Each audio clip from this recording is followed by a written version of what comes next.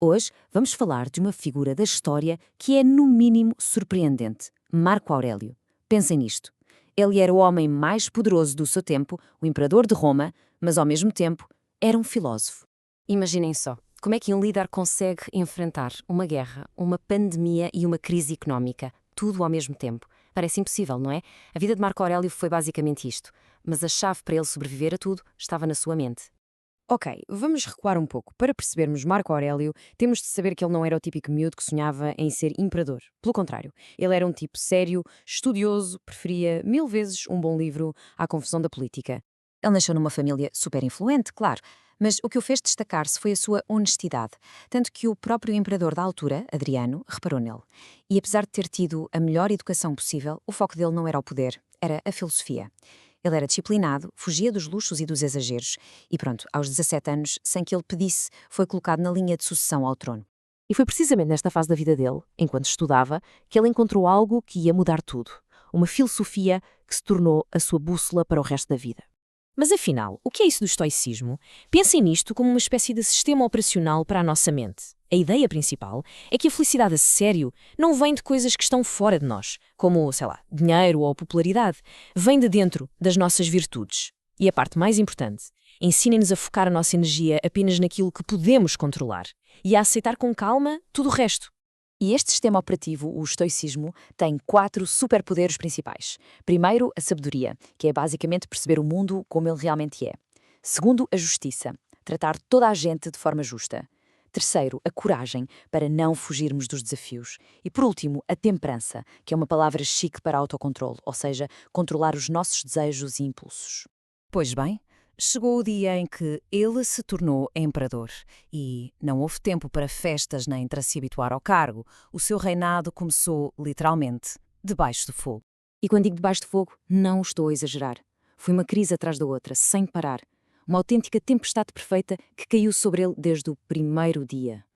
Reparem nisto.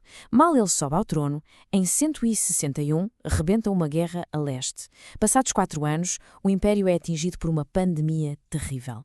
E a partir de 166, e até morrer, esteve quase sempre em guerra na fronteira norte. As crises não esperavam umas para as outras. Amontoavam-se. E no meio de tudo isto, a praga. A peste antonina foi algo de outro nível. Uma doença desconhecida, que ninguém sabia como travar e que se espalhou pelo Império como um incêndio incontrolável. Estamos a falar de um número assustador, cerca de 5 milhões de mortos. Para a época, era uma catástrofe. O Império perdeu de tudo: soldados, agricultores, cidadãos comuns. Foi um golpe brutal na economia e na segurança de Roma. Ok, então a pergunta é, como é que alguém aguenta isto tudo? A resposta de Marco Aurélio foi não entrar em pânico. Em vez disso, ele usou a sua filosofia, o estoicismo, como uma ferramenta para resolver os problemas reais do dia a dia. A diferença no estilo de governo era como da noite para o dia. Um líder impulsivo teria reagido com medo, com raiva, talvez, teria tomado decisões à pressa. Mas Marco Aurélio, não.